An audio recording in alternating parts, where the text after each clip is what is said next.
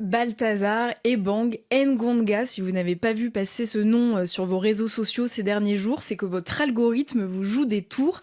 Ce haut fonctionnaire équato-guinéen était jusqu'à mercredi le directeur de l'Agence nationale d'investigation financière et il est au cœur d'un scandale sexuel qui est devenu une véritable affaire d'État.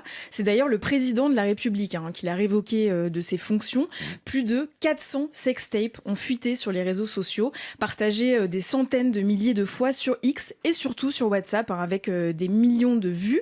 Et on y voit Balthazar Ebang Ngonga dans son bureau au ministère des Finances, en pleine action avec ses nombreuses partenaires, dont certaines sont mariées à des membres du gouvernement et à des généraux de l'armée.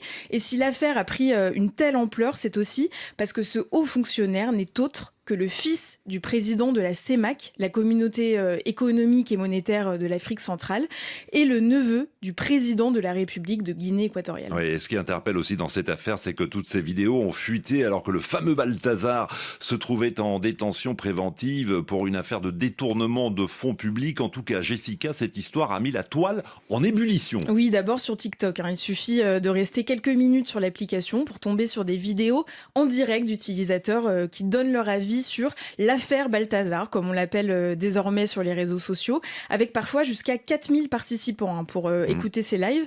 Et sur X, le mot Balthazar est resté dans le top des mots les plus tweetés quasiment toute la semaine. Avec énormément de réactions et des avis très divergents. Il y a ceux qui sont fascinés par l'équato-guinéen. Il appelle même le GOAT, comprenez, le meilleur de tous. D'ailleurs, un montage photo devenu viral le montre en vainqueur du Ballon d'Or. Oui, je l'ai vu celui-là. Voilà, et d'autres internautes, tenez-vous bien, ont même été jusqu'à remplacer leur photo de profil par celle de Balthazar Ebang Ngonga. Alors, je vais aussi vous lire quelques commentaires postés sur X. La chair est faible, cet équato-guinéen est un champion. Ou encore, s'il y a quelqu'un à blâmer, ce sont ces femmes hypocrites. Balthazar est un vrai homme.